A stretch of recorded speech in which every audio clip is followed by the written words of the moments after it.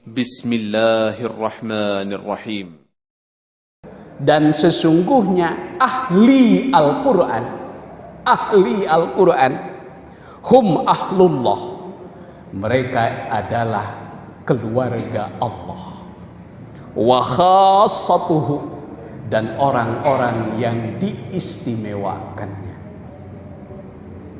wal mutamassikuna bihi, dan orang-orang yang berpegang teguh kepada Al-Quran, najuna faizuna, mereka pasti selamat, mereka pasti sukses, beruntung dunia dan akhirat.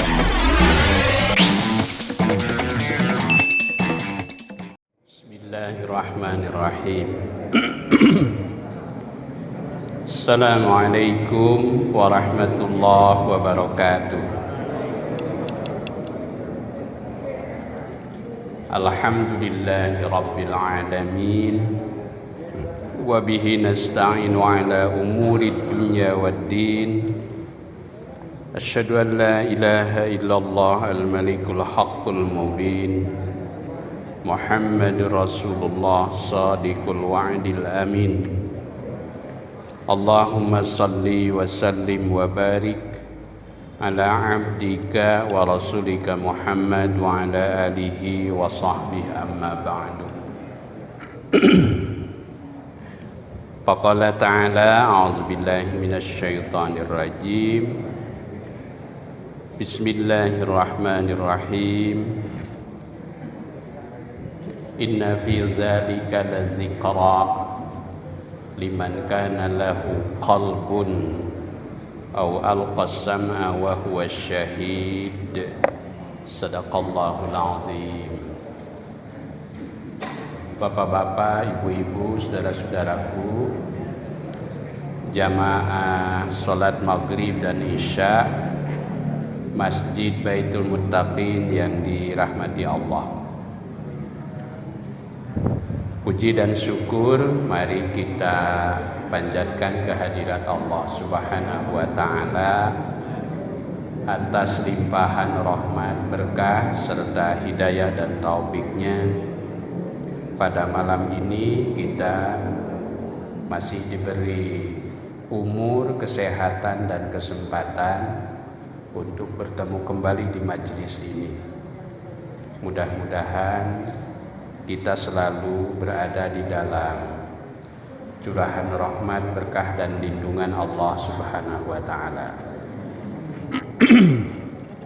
Salawat dan salam semoga senantiasa Allah curahkan kepada panutan agung, junjungan alam Rasulullah sallallahu alaihi wasallam beserta keluarga dan para sahabatnya. Jamaah sekalian, sebelum kita melanjutkan kajian kita, melanjutkan pembahasan tentang adab, izinkan sedikit saya menyampaikan pengantar, mudah-mudahan menjadi inspirasi di permulaan tahun 2022 ini. Saya teringat sebuah ungkapan sangat sederhana dari mantan gubernur Jawa Barat yang lalu, Pak Ahmad Heriawan. Beliau pernah menyampaikan ada tiga kiat dasar untuk kesuksesan hidup kita yang paling sederhana, kata beliau. Yang pertama, dalam bahasa Sunda beliau mengungkapkan, kahiji cenah boga kahayang, kadua boga kadaek, katilu boga kabisa. Boga kahayang, boga kadaek, boga kabisa. Punya keinginan. Dalam bahasa agama ternyata keinginan itu ada 3 tingkatan. Saya merujuk pada apa yang disampaikan oleh Ibnu Athaillah dalam kitab Hikam. Beliau menjelaskan ada 3 jenis keinginan. Yang pertama yaitu syahwat. Kalau syahwat ini keinginan tapi menjurus kepada sesuatu yang rendah, sesuatu yang hina. Jadi kalau kita ikuti keinginan syahwat, maka ujung-ujungnya pasti adalah kehinaan. Karena itu Al-Quran menggarisbawahi misalnya tentang syahwat itu ada di surah Ali Imran ayat 14.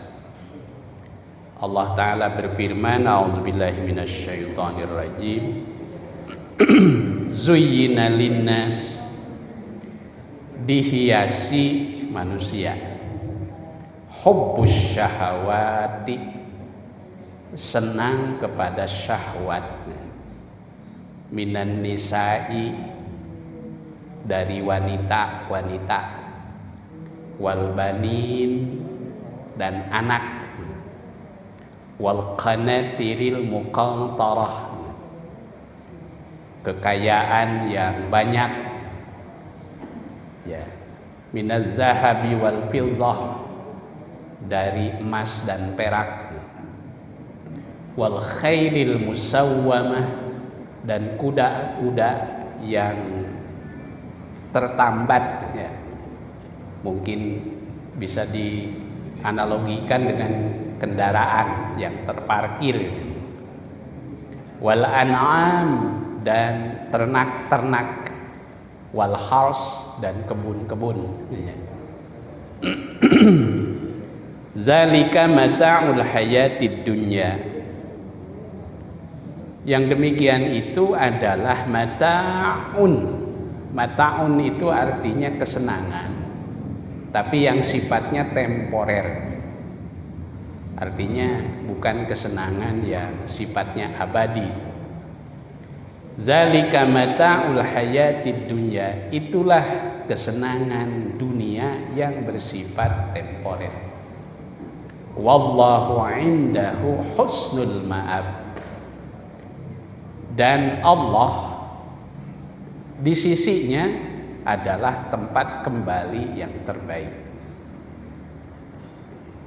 Itu tentang syahwat. Yang kedua, keinginan itu disebut nafsu.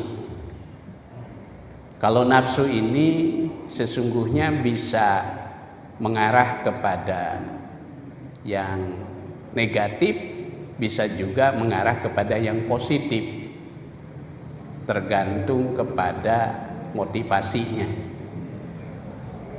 Contoh nafsu makan, ya. Nafsu makan.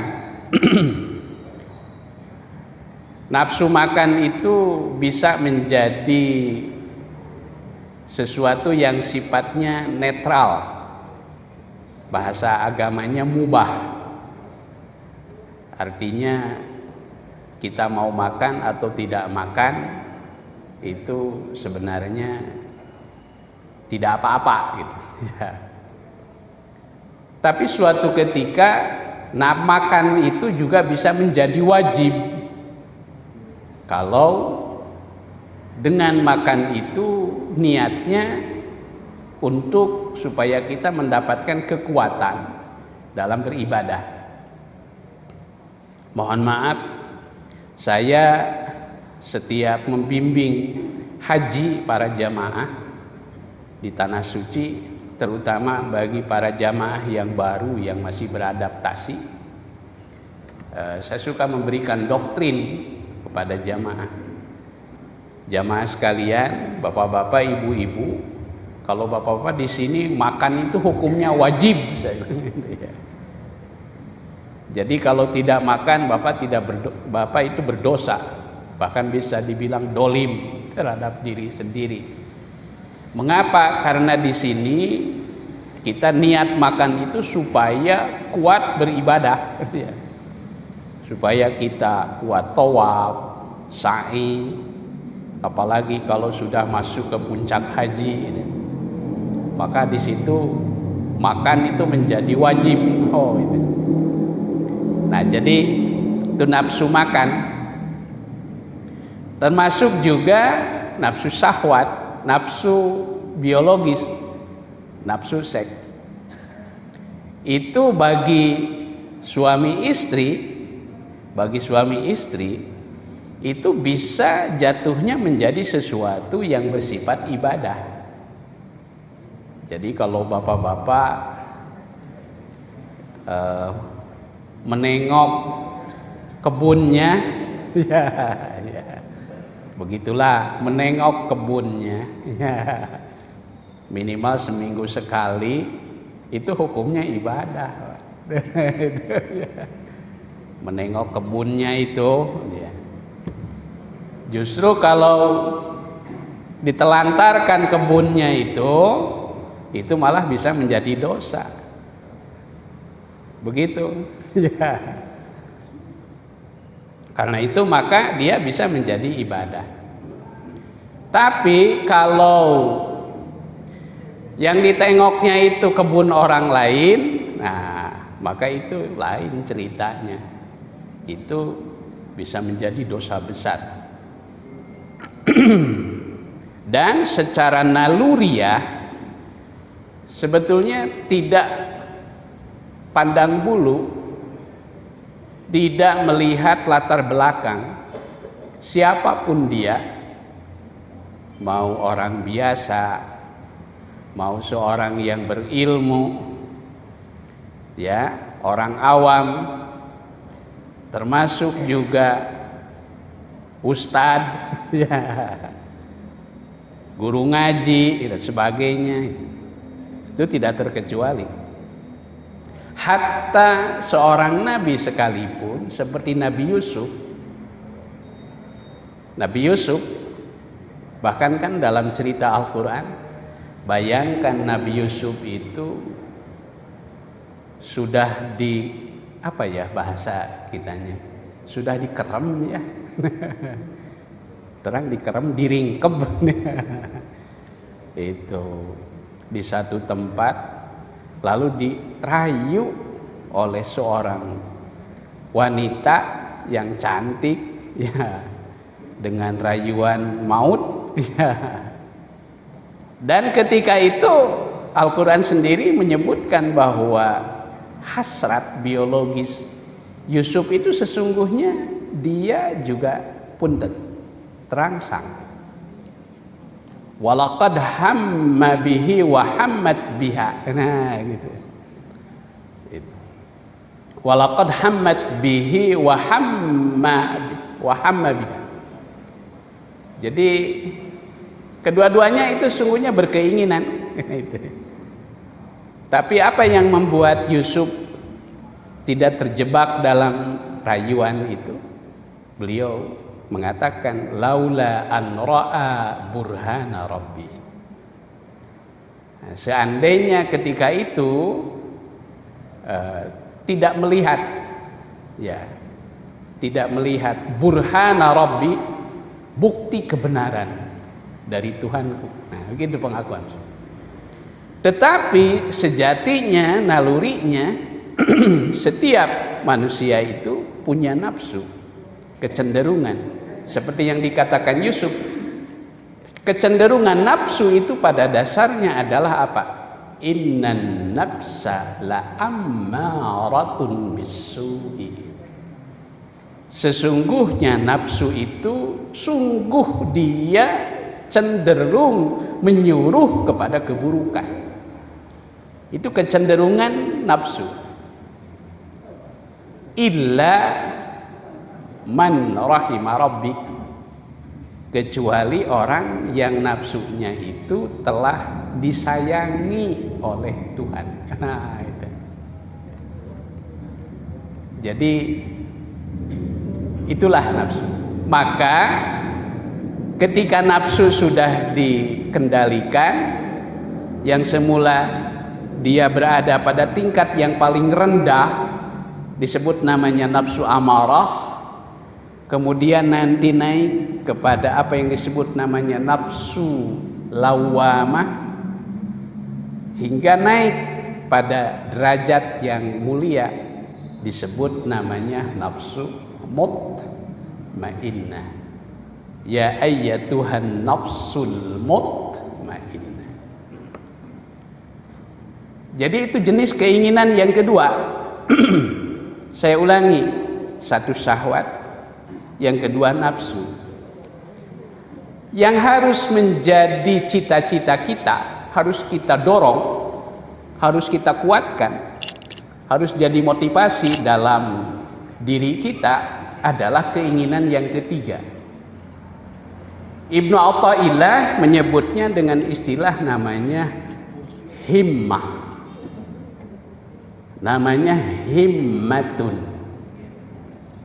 Himmah.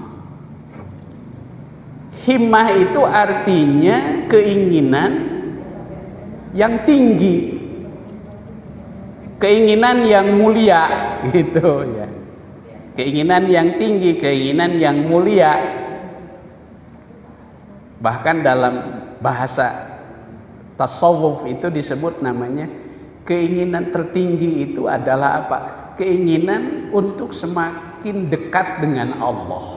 Oh, insyaallah. Itu namanya. Keinginan untuk semakin dekat dengan Allah Subhanahu wa taala. Oh, ini keinginan tertinggi itu.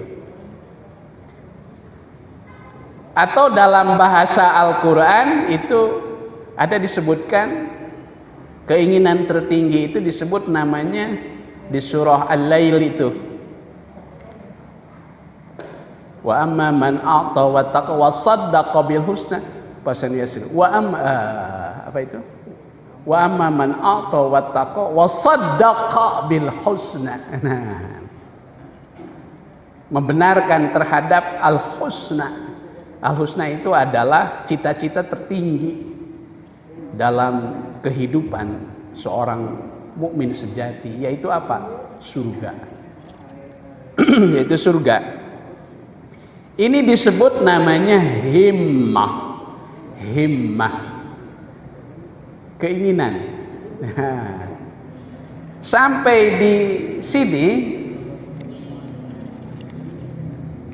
ketika kita bahas di permulaan tentang adabun niyah, di situ ada terbetik kata himmah. Ketika Nabi Shallallahu Alaihi Wasallam bersabda dalam hadis riwayat Imam Ahmad, man hamma bihasanatin, barang siapa yang berkeinginan bihasanatin untuk melakukan sebuah kebajikan, sebuah kebaikan.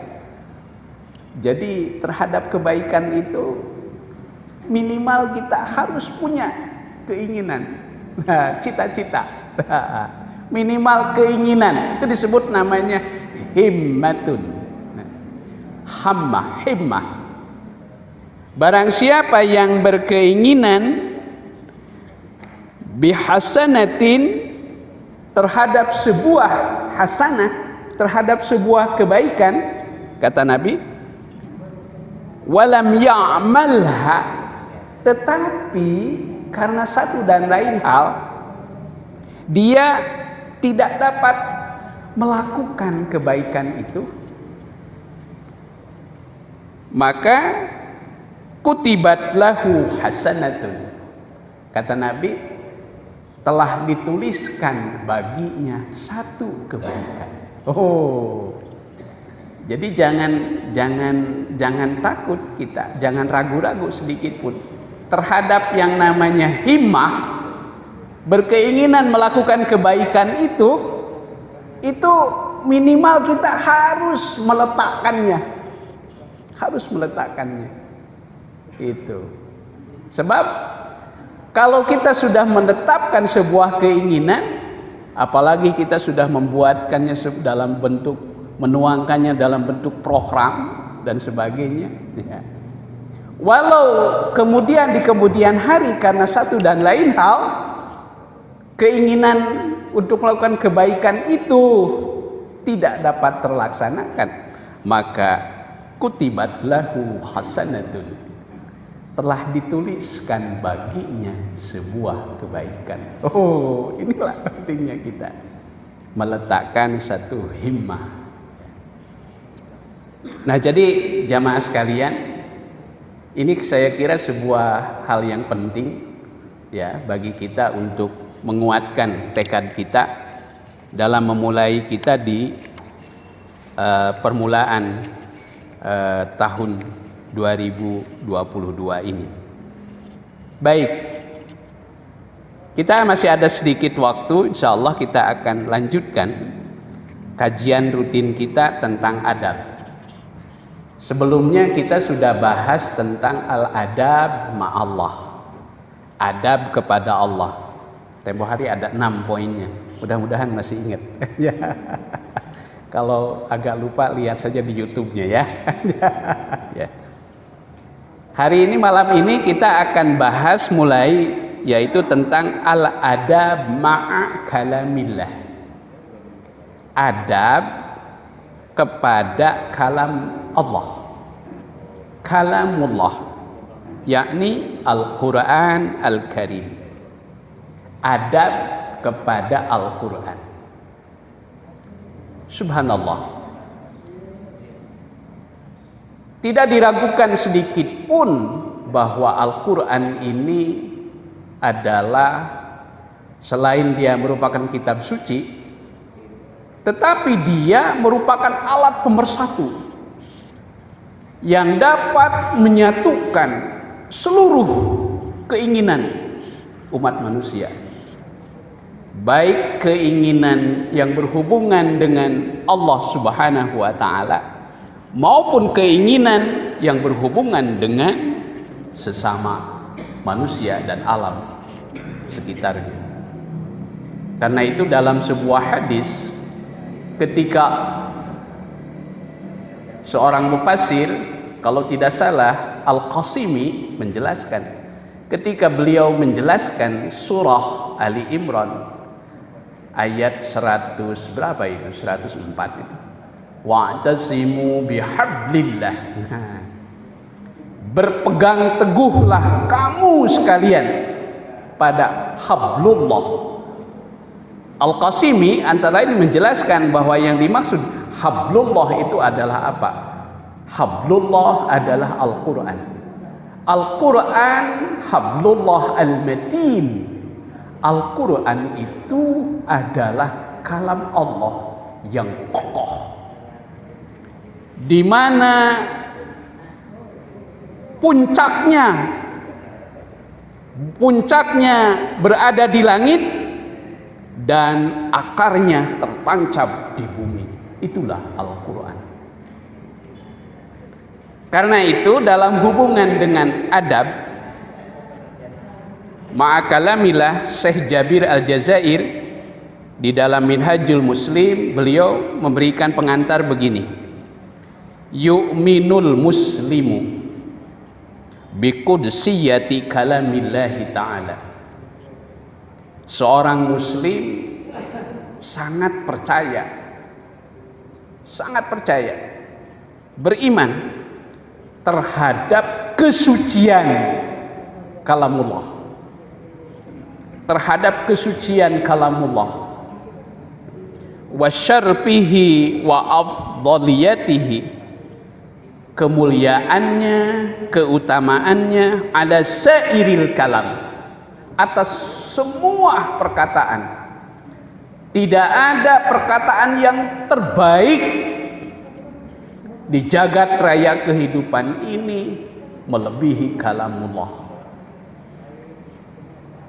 Jadi inilah bagian dari keimanan yang patut diyakini oleh seorang muslim. Dia sangat mengimani terhadap kesucian kalamullah, kemuliaannya dan keutamaannya ala sairil kalam, wa annal Qur'anal Karim, Dan sesungguhnya Al-Quran yang mulia itu kalamullah, adalah firman Allah, alladzi la ya'tihil batil, yang tidak datang di dalam kalamullah itu al-batil, tidak ada kebatilan sedikit pun, dari semua arah, min baini yadayhi wala min khalfih, baik di hadapannya maupun di belakangnya, dari semua arah. Karena itu man qala bihi sadaqah, barang siapa yang berkata dengan Al-Quran, maka pasti perkataannya benar, pasti perkataannya benar. Wa man hakama bihi adala, barang siapa yang memutuskan hukuman sebuah perkara dengan Al-Quran, pasti keputusannya adil. Wa anna ahlahu, dan sesungguhnya ahli Al-Quran, ahli Al-Quran, hum ahlullah, mereka adalah keluarga Allah, wa khassatuhu, dan orang-orang yang diistimewakannya, wal mutamassikuna bihi, dan orang-orang yang berpegang teguh kepada Al-Quran, najuna faizuna, mereka pasti selamat, mereka pasti sukses, beruntung dunia dan akhirat. Sebaliknya, wal mu'riduna anhu, dan orang-orang yang berpaling dari Al-Quran, halaka, mereka pasti akan binasa. Khasiruna, mereka pasti akan rugi. Ini saya kira sebuah statement yang subhanallah ini, ya, luar biasa. Wa yazidu fi imanil muslim, dan akan bertambah di dalam keimanan seorang muslim, bi'azamati kitabillah, terhadap keagungan kitabullah azza wa jalla, wa qudsiyatihi, dan terhadap kesuciannya, wa syarfihi, dan kemuliaannya, ma warada fi fadlihi, sebagaimana telah datang dalam keunggulannya, an munazzali alaih, dari yang diwahyukan alaihi, atasnya, yang diturunkan atasnya, wal muha bihi ilaih, dan yang diwahyukan kepadanya, safwatil khalqi, kepada seorang manusia yang paling suci, dialah Sayyidina Muhammadin, junjunan kita Nabi Muhammad bin Abdullah bin Abdillah, Nabi Muhammad putranya Abdullah, wa Rasulillahi sallallahu alaihi wa alihi wa sahbihi wasallam. Jadi untuk menguatkan, jadi ketika seseorang semakin memahami, menghayati terhadap keutamaan Al-Quran, apalagi setelah membaca hadis-hadis yang disabdakan oleh Nabi, juga ayat-ayat yang turun berkenaan dengan keutamaan itu. Misalnya Nabi SAW bersabda, Iqra'ul Qur'ana, bacalah oleh kamu sekalian Al-Quran, fa innahu yaji'u yaumal qiyamah, karena sesungguhnya dia akan datang pada hari kiamat, syafi'an li sahibihi, menjadi syafaat bagi pemiliknya. Hadis riwayat Muslim. Dalam sabda yang lain, Nabi bersabda, khairukum, sebaik-baik kamu, man ta'allama al-Quran, adalah orang yang belajar Al-Quran, wa 'allamahu, dan dia mengajarkannya kepada yang lain. Apalagi paling tidak, walaupun bapak-bapak, ibu-ibu, saudara-saudaraku tidak punya kemampuan untuk mengajarkan Al-Quran kepada yang lain, paling tidak ajarkanlah Al-Quran kepada anak-anak kita. Ajarkanlah Al-Quran kepada cucu-cucu kita. Apa yang diajarkan Ustaz? Hal yang paling sederhana, yaitu apa yang dibaca di dalam sholat, yaitu surah Al-Fatihah. Wah, Masya Allah, betapa mulianya seorang ayah, seorang ibu, seorang kakek, seorang nenek ketika membekali anak-anak dan cucunya, diajarkan secara langsung surah Al-Fatihah dari lisan mereka. Maka itu akan menjadi suatu ilmu yang benar-benar bermanfaat dunia akhirat. Jadi kalau Bapak dan Ibu sekalian ingin mengetahui siapa sih orang yang paling elit dalam pandangan Allah, siapa orang yang paling elit dalam pandangan Allah? Ternyata yang paling elit dalam pandangan Allah adalah khairukum man ta'allamal Qur'an wa 'allamahu. Sebaik-baik kamu adalah orang yang belajar Al-Quran dan mengajarkannya kepada yang lain. Dalam riwayat lain dikatakan tadi, ahlul Quran ahlullah wa khassatuhu. Ahli Al-Quran itu adalah keluarga Allah dan orang-orang yang diistimewakannya. Wa qalihi, nah ini hadis yang lain. Innal quluba, sesungguhnya hati-hati kita nih, hati-hati kita, kata Nabi, tasda'u kama yasda'ul hadidu.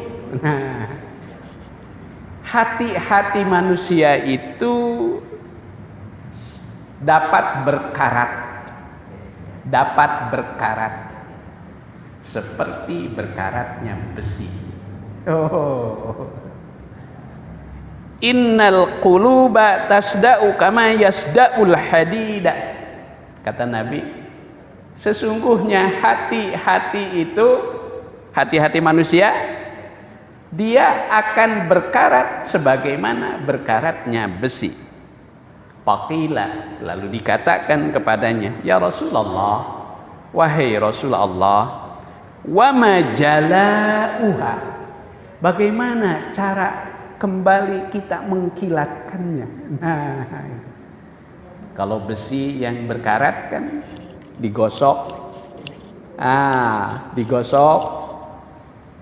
biasanya kalau alat yang digunakan dalam itu kan ada yang namanya braso supaya kembali mengkilat. Ya. Lalu bagaimana cara untuk mengkilatkan kembali hati-hati manusia? Faqala, lalu Nabi bersabda, tilawatul Quran, baca Al-Quran, wa zikrul maut, dan banyak mengingat al-maut. Dua, kata Nabi, cara kita untuk mengkilatkan kembali hati-hati yang berkarat. Yang pertama, tilawatul Quran, dengan tilawah Al-Quran. Dan yang kedua, zikrul maut, dengan mengingat kematian. Yang terakhir dari pengantar ini, waqad jaa marratan ila Rasulillah sallallahu alaihi wasallam, sungguh telah datang suatu ketika ke hadapan Rasulullah sallallahu alaihi wasallam ahadu khusumihi al-alidda'u, seseorang yang menjadi musuh kebuyutan Nabi. Aduh. Datang ke hadapan Nabi seseorang yang dia itu sangat memusuhi Nabi, antipati kepada Nabi. Antipati kepada Nabi. Lalu dia berkata, "Ya Muhammad, hei Muhammad, Iqra alayya al-Quran." Cik Muhammad, itu hari bahasa preman beren gitunya gitu. Cik baca ka urang Quran. Nah, itu. Hayang ngadengekeun gitu kira-kira begitu gitu. Cik baca Quran teh Muhammad hayang ngadengekeun dewek gitulah kira-kira begitulah. Lalu bayaqra'u alaihi salatu wassalam, lalu membaca Rasulullah sallallahu alaihi wasallam. Kemudian Nabi membaca, a'udzubillahi minasyaitonir rajim, innallaha ya'muru bil 'adli wal ihsan wa ita'i dzil qurba wa yanha 'anil fahsya'i wal munkari wal baghi. Surat An-Nahl ayat 90. Ayat itu suka dibaca oleh khatib ketika hendak menutup khutbah. Apa yang terjadi? Walam yaprag ar-Rasul alaihi salatu wassalam min tilawatiha. Nabi belum selesai membaca ayat itu, ya. Membaca ayat itu hatta yutalibul khasam al-alidda bi'adatiha madhusan bijalali labdiha. Nabi belum selesai membaca ayat itu, lalu orang yang sangat antipati, musuh kebuyutan Nabi itu, dia meminta, sebentar. Coba kau ulang lagi bacaan itu.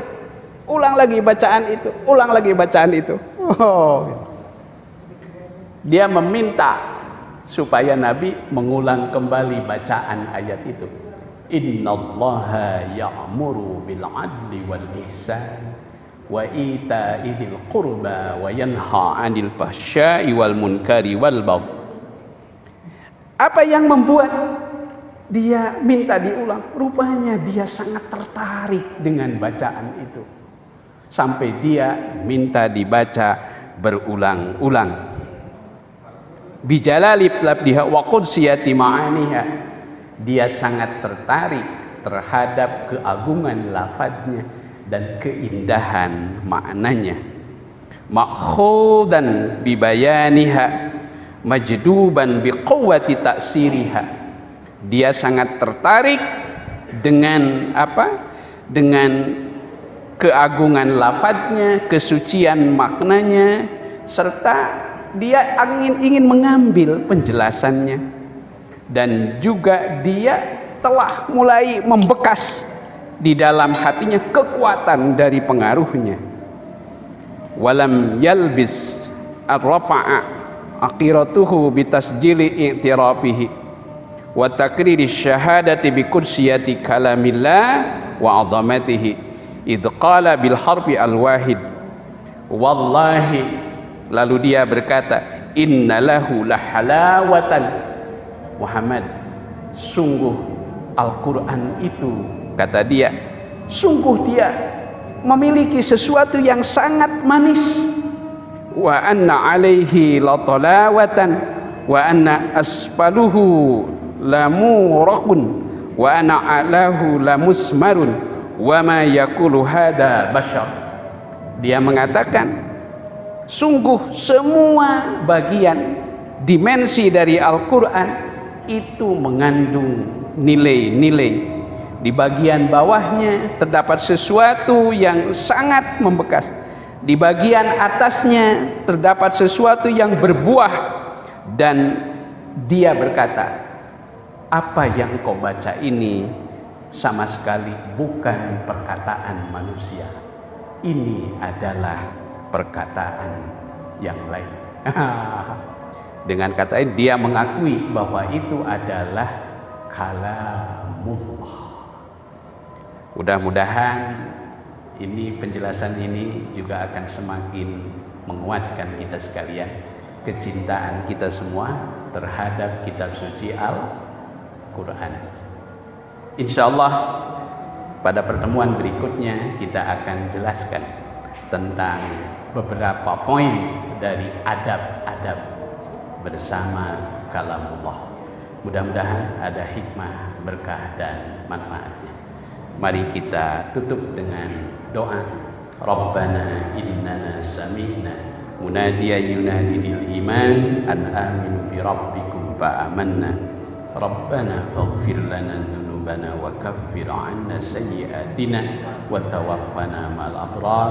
Rabbana taqabbal minna innaka antas samiul 'alim wa tub 'alaina innaka antat tawwabur rahim.